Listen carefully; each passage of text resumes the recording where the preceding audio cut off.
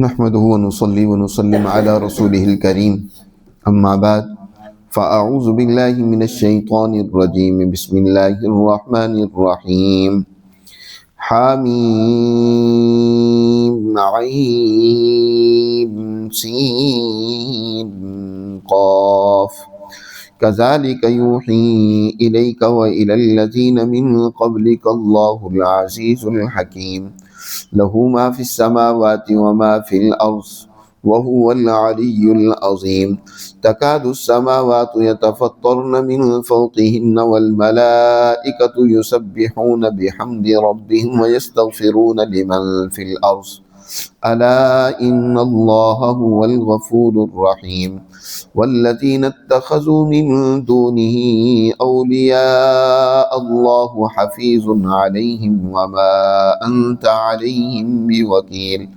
وكذلك أوحينا إليك قرآنا عربيا لتنذر القرى ومن حولها وتنذر يوم الجمع لا ريب فيه فريق في الجنة وفريق في السعير ولو شاء الله لجعلهم أمة واحدة ولكن يدخل من يشاء في رحمته والظالمون ما لهم من ولي ولا نصير أم اتخذوا من دونه أولياء فالله هو الولي وهو يحيي الموتى وهو على كل شيء قدير۔ یہ سورہ شورا کا پہلا رکوع ہے۔ سورۃ المؤمن سے جن صورتوں کا آغاز ہوا ہے سورہ احقاف تک ان کو حوامیم سبع کہا جاتا ہے کہ ان کا آغاز حروف مقطعات میں سے حامیم سے ہوا ہے، اور ان میں اللہ سبحانہ و تعالی نے اپنے کلام مقدس کی اہمیت و عظمت اور مشرکین مکہ کے بیجا الزامات ان کا بڑی تفصیل کے ساتھ جواب دیا ہے۔ اس سورہ مبارکہ میں بھی اللہ سبحانہ و تعالی نے آغاز میں ہی ان کی اس بے بنیاد اعتراض کا جواب دیتے ہوئے ارشاد فرمایا ہے۔ اعتراض یہ تھا کہ یہ کس طرح ممکن ہے کہ عیوب سے بھرا ہوا انسان جو طرح طرح کی خامی اور کمزوریوں جس میں موجود ہے اور جو ہر وقت ظلم زیادتی اور بدماشیاں کرتا رہتا ہے، وہ اپنے اوپر قیاس کرتے تھے انسان کو کہ وہ کس طرح اللہ کا پیغمبر اور نبی ہو سکتا ہے اور اس کی طرف کیسے اللہ کے احکامات اور اس کی وحی آ سکتی ہے۔ تو اللہ سبحانہ و تعالی نے اس کا جواب دیتے ہوئے ارشاد فرمایا کہ دیکھو تم سے پہلے بھی تو نبی کریم صلی اللہ علیہ وسلم سے پہلے بھی تو انبیاء آئے، تمہاری طرف اگر اللہ کے نبی محمد الرسول اللہ صلی اللہ علیہ وسلم آخری پیغمبر اور نبی تشریف لائے ہیں تو تم اس بات کو مانتے ہو کہ آدم علیہ السلام سے لے کر عیسیٰ علیہ السلام تک بے شمار انبیاء آئے جن کا تذکرہ مختلف اقوام میں موجود ہے، اور تم بھی ان کو جانتے ہو اور ان کو اللہ کا نبی مانتے ہو۔ خود حضرت ابراہیم علیہ السلام جن کی نسل سے ہونے کا تمہیں بڑا اعزاز اور شرف ہے، ان کی نبوت کا بھی تم اعلان کرتے ہو، اس کو مانتے ہو۔ تو جس طرح اللہ نے ان کو اپنا پیغمبر بنایا، ان کی طرف اپنی تعلیمات اتاری ہیں، اسی طرح نبی کریم صلی اللہ علیہ وسلم کی ذات گرامی کو بھی اللہ نے انسانیت کا آخری نجات دہندہ بنا کر بھیجا ہے اور ان کی طرف اپنا پیغام اور وحی نازل کی ہے۔ فرمایا حامیم عین سین قاف حروف مقطعات ہیں، ان کے الگ الگ معانی بھی علماء نے بیان کی ہیں، اور بعض مفسرین نے کہا کہ یہ حروف متشابہات میں سے ہیں، ان کا اصل اور حقیقی معنی تو اللہ ہی بہتر جانتا ہے۔ اللہ تعالی ارشاد فرماتے ہیں کذالک یوحی الیک وإلی الذین من قبلک، اسی طرح آپ کی طرف اللہ وحی نازل کرتا ہے، آپ کی طرف بھی اور ان لوگوں کی طرف بھی اس نے وحی نازل کی جو آپ سے پہلے گزر چکے ہیں۔ پہلے انبیاء پر اور ان انبیاء کے ذریعے سے ان کی قوموں کی طرف اللہ نے اپنے پیغامات بھیجے۔ اللہ العزیز الحکیم، یہ اس ذات نے وہی نازل کی ہے جو اللہ بھی ہے اور غالب بھی ہے اور حکمت کا مالک بھی ہے، العزیز بھی ہے الحکیم بھی ہے۔ جیسے وہ العزیز الحکیم ہے تو اس کی حکمت کا تقاضا یہی ہے کہ وہ انسانیت کی طرف اپنے پیغامات و ہدایات اتارتا رہے، بھیجتا رہے۔ یہ کیسے ہو سکتا ہے کہ اس حکیم و عزیز نے انسانی ضروریات کا تو انتظام کیا ہو، ان کے بدنی تقاضوں کو تو اللہ نے وہ اس زمین میں، اس کائنات میں رکھے ہوں، لیکن اس انسان کی جو اخلاقی، اس کی اجتماعی اور اس کی جو انفرادی رہنمائی، روحانی رہنمائی کی ضرورت ہے، تو اس کے لیے اس نے کوئی انتظام نہ کیا۔ اس نے ہر طرح سے، کیونکہ وہ حکیم بھی ہے عزیز بھی ہے، جس کی حکمت کا تقاضا ہے کہ وہ انسانیت کے لیے ایسا قانون اور نظام لازمی طور پر عطا کرے جو ان کے لیے کامیابی کا ذریعہ اور سبب بنے۔ یہ کیسے ممکن ہے کہ انسان یا تو وہ اپنی زندگی گزارنے کے لیے اپنے جیسے ہی انسانوں کا محتاج ہو جائے کہ وہ کس طرح زندگی گزارے، یا اپنے سے بھی کم تر کسی مخلوق کا مرہون منت بن جائے۔ اور ظاہر ہے جو بھی مخلوق ہوگی وہ محدود سوچ رکھتی ہے، اس کا علم وسیع اور محیط نہیں ہے، اور نہ ہی اس کی قدرت کامل ہے کہ ہر ایک انسانی ضرورت تقاضے کو وہ سمجھ سکتی ہو۔ جب اس کا علم محدود ہے، اس کی قدرت محدود ہے، تو اس کے نتیجے میں جو بھی انسانیت کے لیے قانون آئین بنے گا وہ بھی ناقص ہوگا، ادھورا ہوگا، وہ بھی قابل نہیں ہو سکتا۔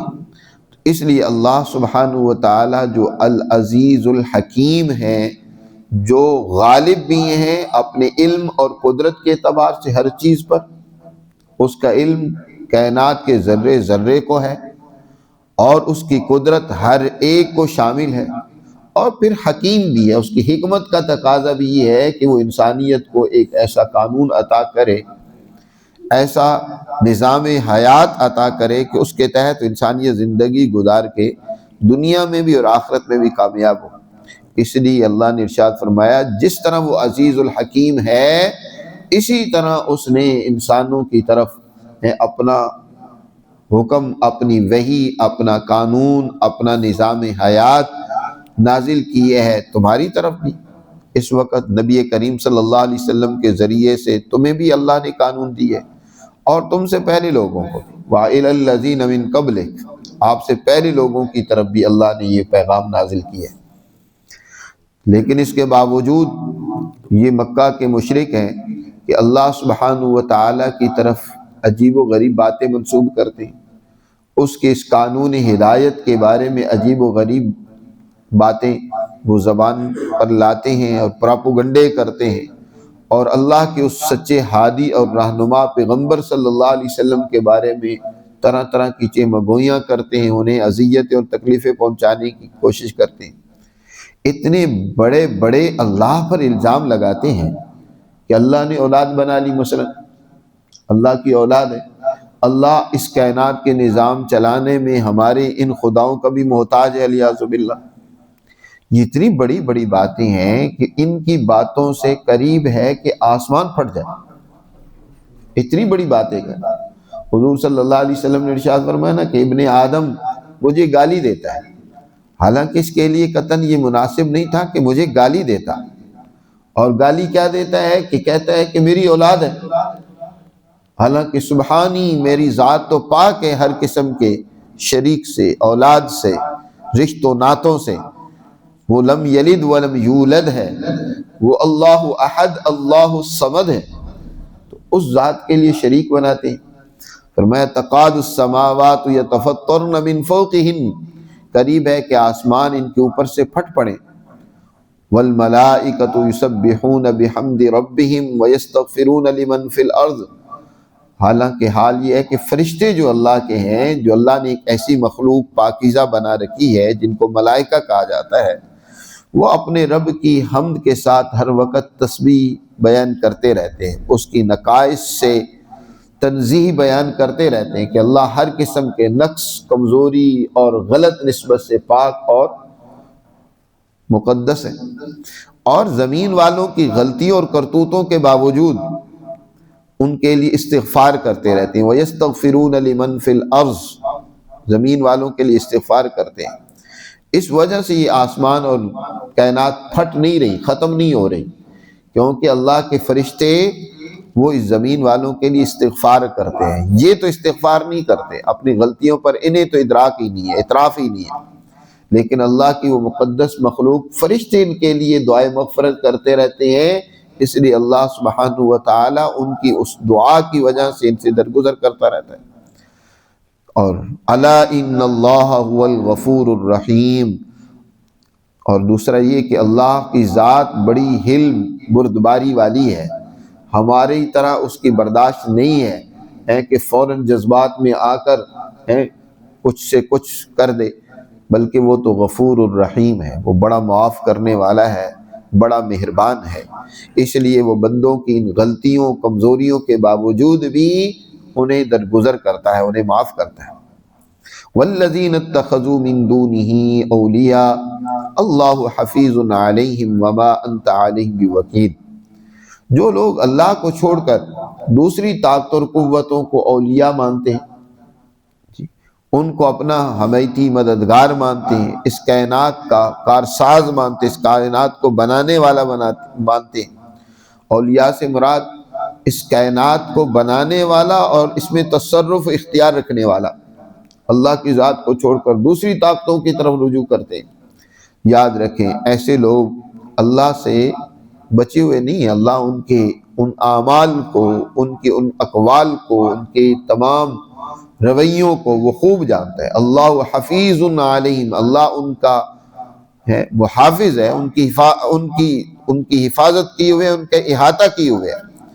وما انت علیہم بوکیل، اور اے پیغمبر آپ ان کے لیے کوئی دروغہ اور نگران بن کر نہیں آئے کہ آپ ان کو زبردستی اس سے روکیں۔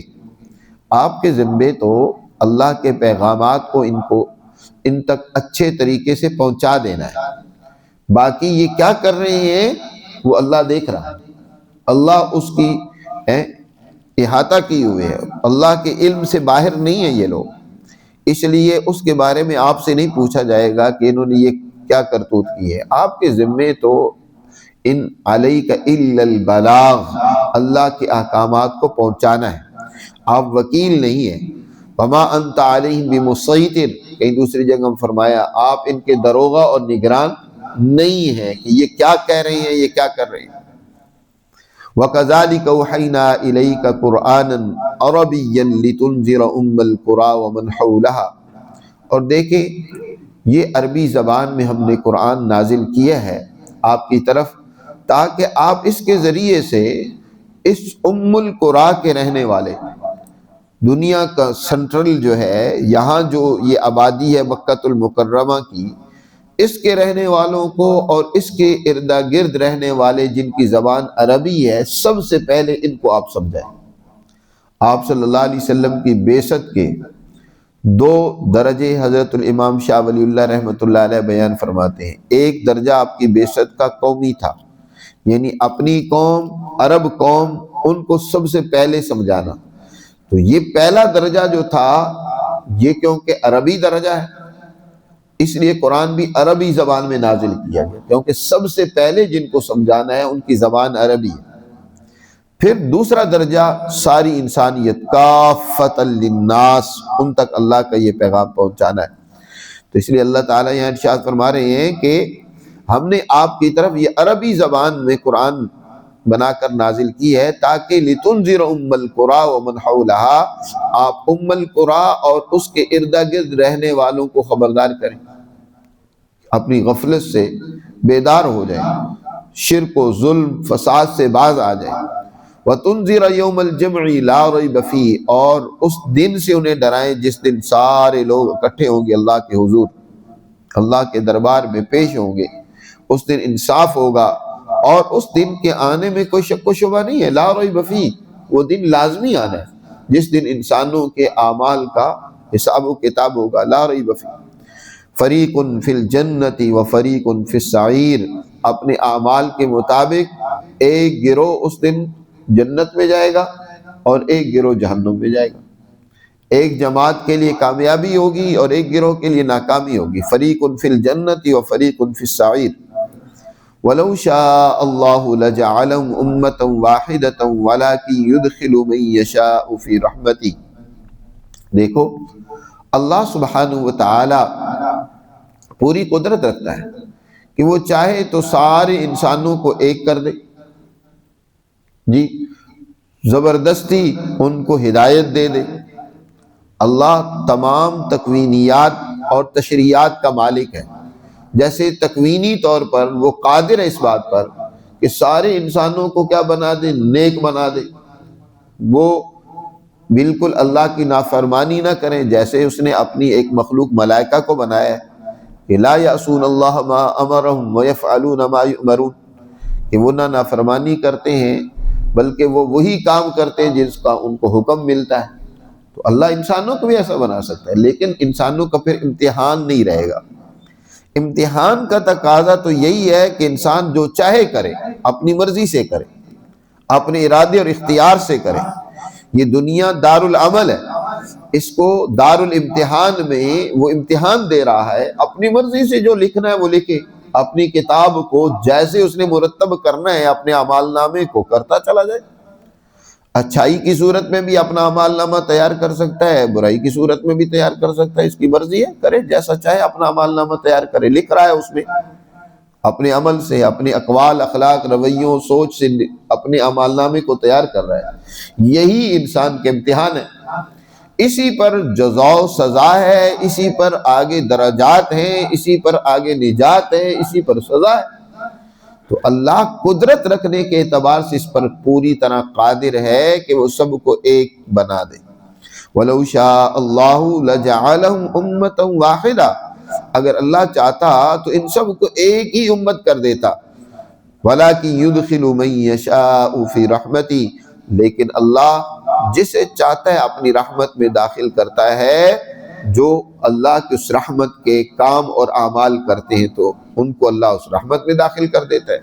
اور والظالمون، اور جو دوسرا راستہ اختیار کرتے ہیں، رحمت سے فرار اختیار کرتے ہیں، رحمت کے خلاف جاتے ہیں، ظلم و زیادتی کرتے ہیں، تو یاد رکھیں ما لہم من ولی ولا نصیر. پھر کل قیامت کے دن ان کا نہ تو کوئی حمیتی ہوگا نہ کوئی مددگار ہوگا. کوئی بھی اللہ کی گرفت سے اور سزا سے انہیں بچا نہیں سکے گا. ام اتخذوا من دونہ اولیاء. کیا انہوں نے اللہ کو چھوڑ کر اور لوگوں کو اپنا حمیتی اور مددگار بنایا ہوا ہے؟ یاد رکھو فاللہ والولی وہو یحیی الموتى وہو علی کل شیء قدیر. اللہ ہی کسی کا حمیتی ہوگا تو کل قیامت کے دن ہوگا، اور کوئی حمیتی نہیں ہوگا، کوئی مددگار نہیں ہوگا. اور وہو علی کل شیء قدیر، اور اللہ ہر چیز پر پوری قدرت رکھنے والا ہے. کوئی چیز بھی اس کی قدرت اور اختیار اور ارادے سے باہر نہیں ہے. دنیا میں اسی کی قدرت کے تحت انسان کو اختیار دے دیا اس مالک نے کہ یہ تمہارے لیے دار العمل اور دار الامتحان ہے. اپنے ارادے اور اپنی خواہش سے، اپنی عزم اور اپنی سوچ اور نظریے سے جو تم نے کرنا ہے کر لو. کل قیامت کے دن تم اللہ کی گرفت سے پھر بچ نہیں سکو گے اگر ظلم کا راستہ اختیار کیا، کیونکہ وَهُوَ عَلَىٰ كُلِّ شَيْءٍ قَدِيرٌ. تو اس طریقے سے اس پہلے رکوع میں اللہ سبحانہ وتعالی نے بنیادی اس حقیقت کو واضح کی ہے کہ اس ذات نے انسانیت کے لیے قانون جو بھیجا ہے، یہ جو کتاب مقدس نازل کی ہے، یہ اس کی حکمت کا اور اس کی عظمت اور شان عظیم کا یہ تقاضا تھا کہ انسانوں کی رہنمائی کی جاتی، انہیں ہدایت دی جاتی، اللہ کے پیغمبر بھیج کر ان پر اپنی حجت تمام کی جاتی. اس لیے اللہ نے اپنے پیغمبر ان کی طرف بھیجا ہے. آخری پیغمبر جناب رسول اللہ صلی اللہ علیہ وسلم کو ان کی نجات دہندہ بنا کر ان کی طرف بھیجا. اب ان کی مرضی ہے ان اتباع کریں یا نہ کریں. آپ کے ذمے تو اللہ کے احکامات پہنچا دینا ہے، انہیں سمجھا دینا ہے، انہیں ڈرا دینا ہے. نہیں مانتے تو آپ ان کے وکیل نہیں ہیں کہ آپ سے پوچھا جائے کہ آپ نے یہ کیوں نہیں کام کیا۔ اللہ ہمیں سمجھ نصیب فرمائے اور اپنے احکامات پر عمل کی توفیق دے۔